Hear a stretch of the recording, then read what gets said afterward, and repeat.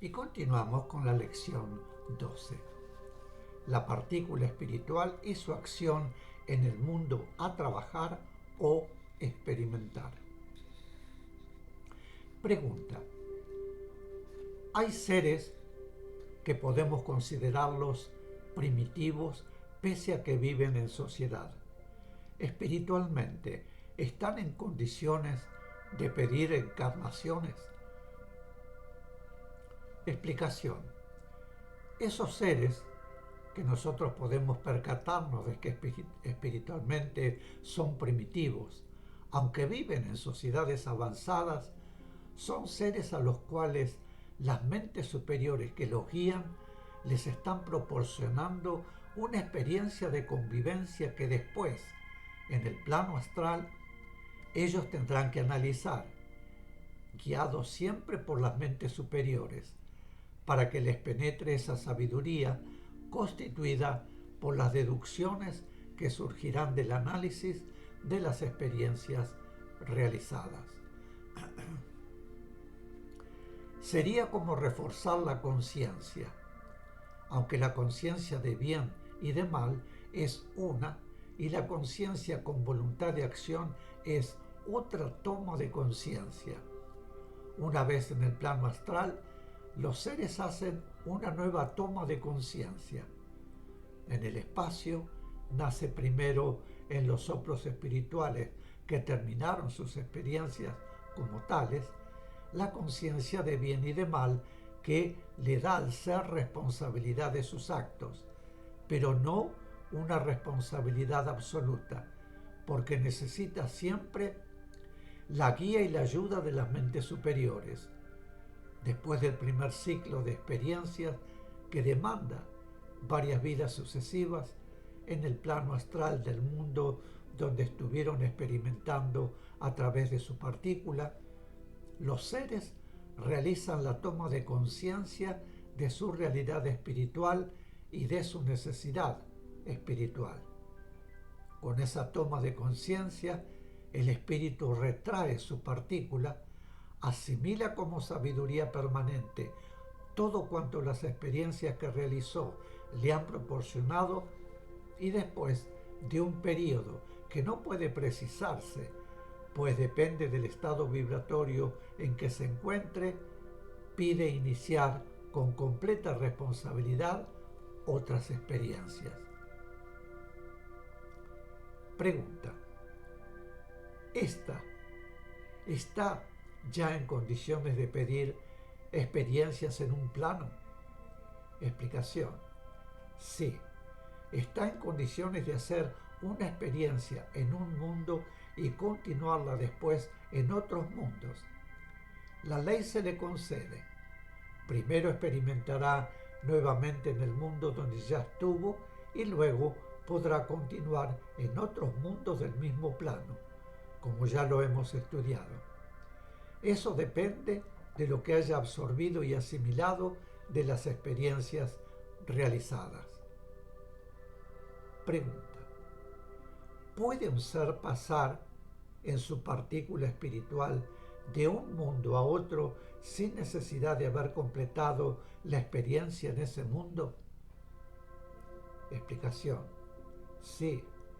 Cuando la ley le permite pasar a otro mundo en un mismo plano, porque vino a hacer experiencias en un plano, sino no podría ir a otro mundo, puede dejar experiencias pendientes para completarlas más adelante en aquel mundo, si es que en él no tenía las fuerzas necesarias para realizarlas íntegramente.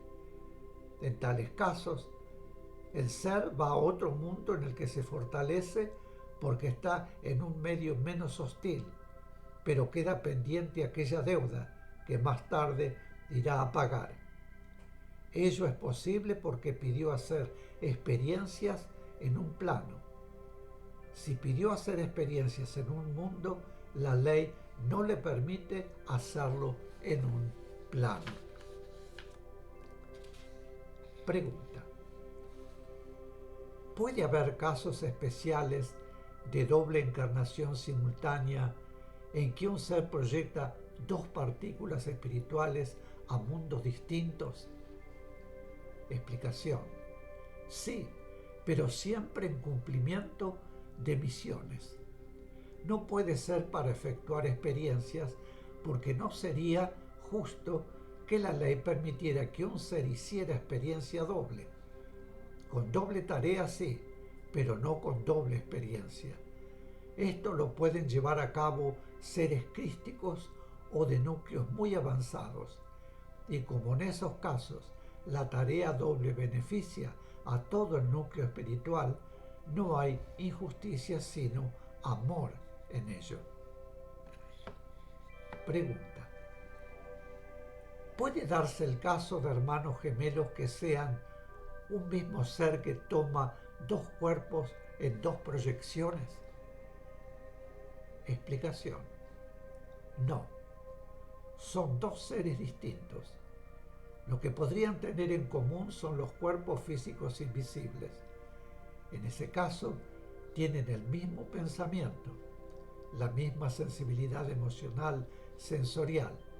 Es decir, que piensan y sienten simultáneamente en similitud, pero cada uno le imprime su propio sello y es responsable de lo suyo. Pueden tener una sola alma para ambos, es decir, un alma en común, porque en su formación interviene el cuerpo emocional sensorial de la madre. Pero, lógicamente, cada uno de ellos con el aspecto vibratorio que corresponde a su propio espíritu. En esa alma en común, en cuya formación la madre colaboró con los espíritus que la utilizarían, cada espíritu la preparó con las vibraciones que necesitaba, pero el aspecto de sensibilidad es común a los dos cuerpos. Hay casos muy raros. Por ejemplo, tengo referencias fidedignas de un caso de dos mellizos que en una oportunidad uno de ellos se quemó un dedo al meterlo en un pote de dulce caliente y enseguida el otro, que jugaba en otro lugar de la casa y no podía verlo, comenzó a dar gritos de dolor. Además, cuando la madre castigaba a uno, también el otro se sentía castigado y gritaba, sin que la distancia entre uno y otro fuera obstáculo para ello. La finalidad espiritual de esto podría ser que, por la facilidad de conectarse, se ayuden mutuamente, pues a veces uno es muy bueno y el otro todo lo contrario. Sabemos que la mente y el alma humana son sustancia del plano mental y sustancia del plano astral, emocional, sensorial, respectivamente, pero sustancias que no desarrollan vida propia. Esas sustancias poseen latentes capacidad para poder actuar, capacidad para generar pensamientos, capacidad para sentir, pero solo capacidad latente, pues para poder actuar necesitan la energía de la mente superior y la energía del alma superior, respectivamente. Sin esa energía, solo son sustancia mental y sustancia astral que no actúan.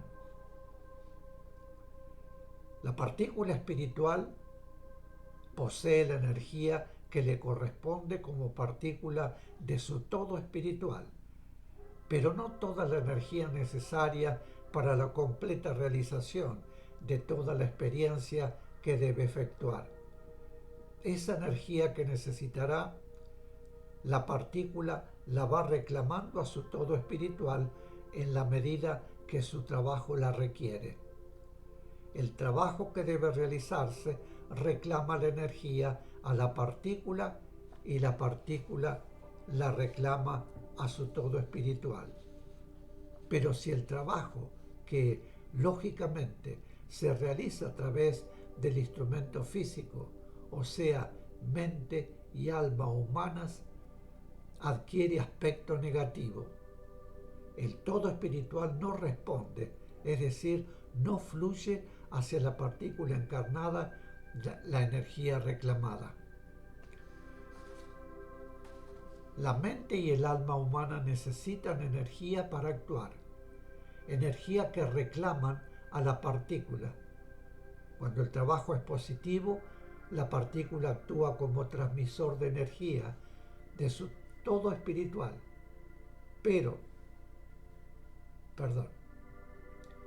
si el reclamo es para acción negativa, la partícula solo puede suministrar su propia energía, porque, como dijimos, para acción negativa no recibe respuesta de su todo espiritual.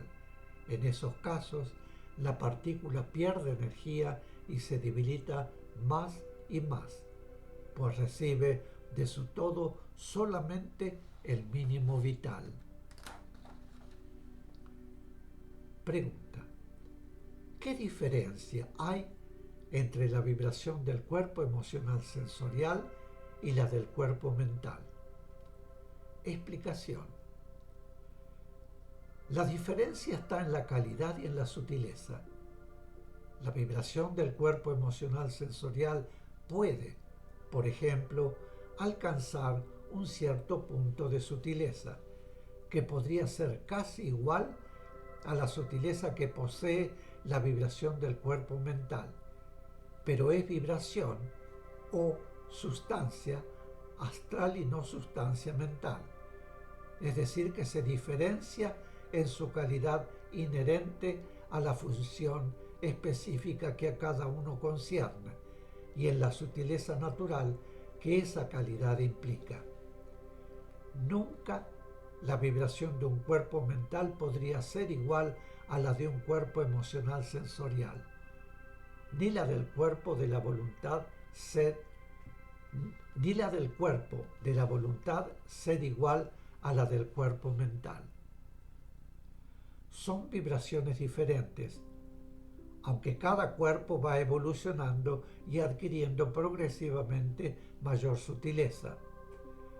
Pueden ser paralelas en progreso, pero no iguales en calidad vibratoria y en sutileza natural. Ejemplo: el alma de un ser de mucho progreso puede tener un alma tan sutil como la de la mente de un ser en progreso inferior, pues la vibración mental es, por naturaleza, más sutil que la vibración astral.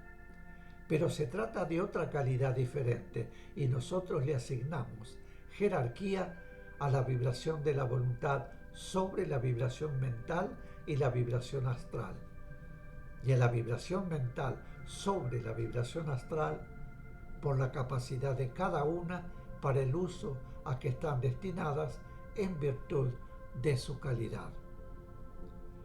La vibración mental es de una calidad que, como decimos, tiene jerarquía con minúscula sobre las vibraciones emocionales sensoriales, porque en el concierto vibratorio que conforma un ser, éste tiene que expresar las vibraciones jerárquicas de la mente superior y las vibraciones emocionales sensoriales deben expresar las vibraciones del alma superior.